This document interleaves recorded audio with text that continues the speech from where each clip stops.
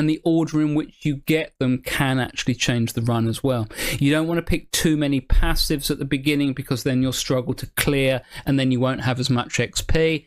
Maybe you want to take all of your autocasts early, but you're not necessarily going to have them pop up. You'll probably get 3 or 4 options to pick from if you're working with Loki, who's one of the gods, and I like that part of my gold build uses Loki.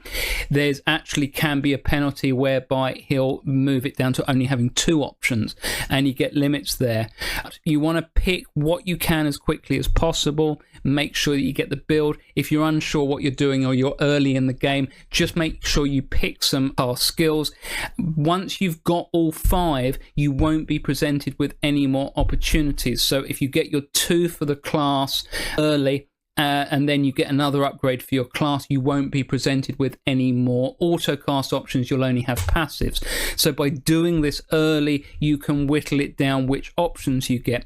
I think that there's no limit on how many passives you can have, so therefore picking loads of passives doesn't whittle it down, although you can run out of how many are available. There's maybe 6, maybe 8 for each god passive wise, so if you take all of them, then you're going to run out of options.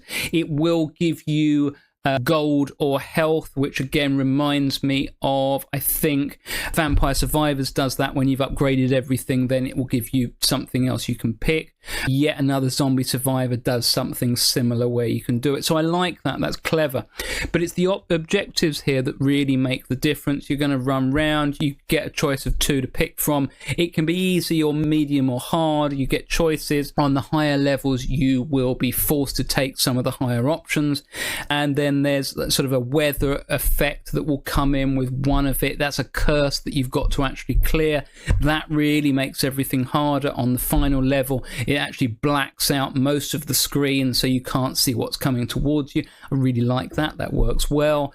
There's puzzles to solve. There's mini bosses to kill. There's things to collect. You can pick which one you want to do. Generally, I'll go with whatever gives me the most gold, but I've already learnt there's certain strategic ways to do that. So if it's not going to present the gold actually on the map and it's just going to put it into your inventory, it doesn't help me as much. But again, check out my next video, which will be the gold build as the Warden. That will really help you to understand it, and it will unlock a lot of things for you.